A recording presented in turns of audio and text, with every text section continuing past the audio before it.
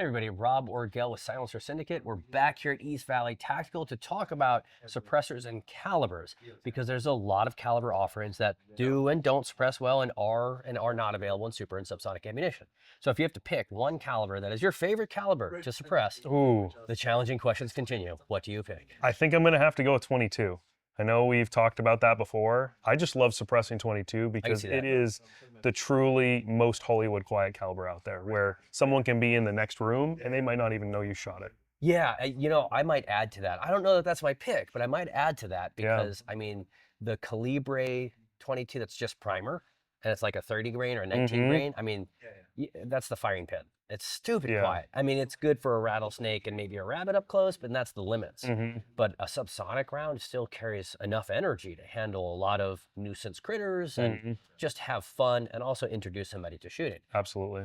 But I might say 9mm is more fun for me to suppress in subsonic, because I mean, a 147 grain 9mm, they're common now. It's not like we have to work so hard to find subsonic. Right.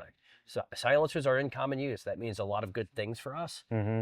And the 147 grain ammunition is now in common use as well. Yep. So it's easy to find. It's relatively very affordable. Yep. And there's a lot of good suppressors and pistols that are just fun to play with. There's no applicability, in my opinion. It's just fun. But it's fun. It's fun. And that's okay. Yeah, when customers come in and pick up their first 9mm can from us, we usually say, I want you to take a box of the supersonic and subsonic home, do alternating in the magazine, and it really shows them the difference in performance. Yeah, you'll know. Side by side, you'll know. Yeah, you'll know. Yeah, it's pretty cool. The sound of that bullet going down range in itself, as well as the pop. A subsonic 9mm is just a ton of fun, especially at a PCC, a pistol caliber carbine. Yeah. I think that's even more fun. So you Yes, have a I bigger, agree. bigger silencer, multiple points of contact, more fun. Yep. In my opinion. Okay. What about 5.56? We're not doing subsonic 5.56. Yeah, I mean, that's a common question we get from customers. You know, where's the subsonic 223? When you do the math and kind of think about it, it's pretty much 22 long rifle, right? Yeah. When you're looking at that bullet weight and the amount of powder and the speed it has to go.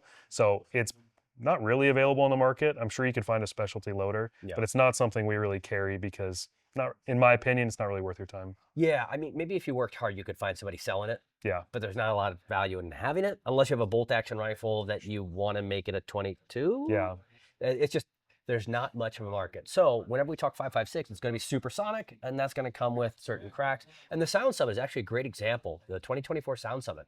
If you look at 5.56 at the shooter's ear, the deviation is within 3 to 6 decibels. It's really, and your ear can only hear about 3-ish decibels of deviation. So across all the silencers on an AR-15 to the shooter, often they're going to perform the same. So you might not notice how quiet your 5.56 gun is or is not. Which brings us now into calibers that were made to be subsonic, like 300 Blackout and 8.6. What's your favorite of the two? Ooh, I mean, here's the thing. 8.6 is a really cool up-and-coming caliber. I like it because it hits a lot harder than 300 Blackout, more effective range. But as of today, it still costs about 2.5 times as much as 300 Blackout. So if you want to do a bolt gun, you want to shoot a little further, really quiet, 8.6 is super cool. Or short range if you're taking your time between shots.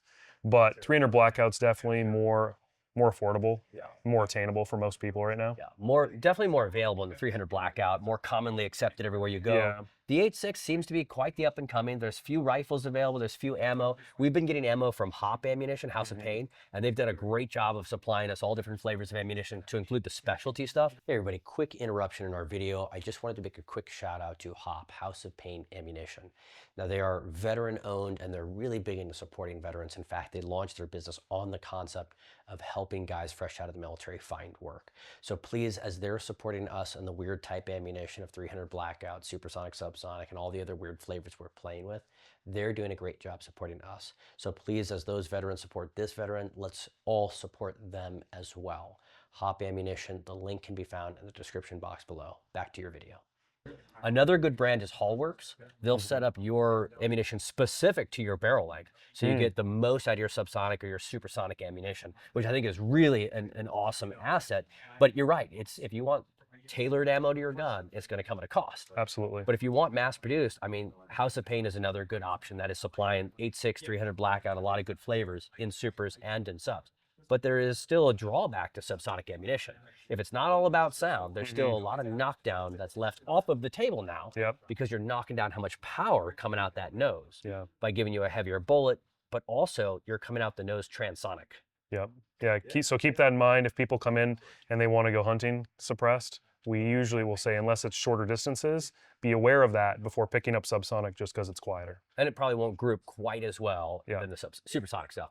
So in long range shooting, when you go transonic from supersonic to subsonic, that's about the point of accuracy. You want to back off from that shot. Right. Coming out the nose subsonic means you got to limit your range. But there's a lot of great options on the table for whatever caliber you're interested in, as long as we know what we're getting into with our silencers. As always, if you like this content, you gain some good information from it, feel free to like, comment, subscribe, and it really helps us when you share this video by copying the link, sending it to mom or a buddy. That really goes a long way because it tells YouTube that the video is interesting. As always, stay safe and we'll see you in the comments.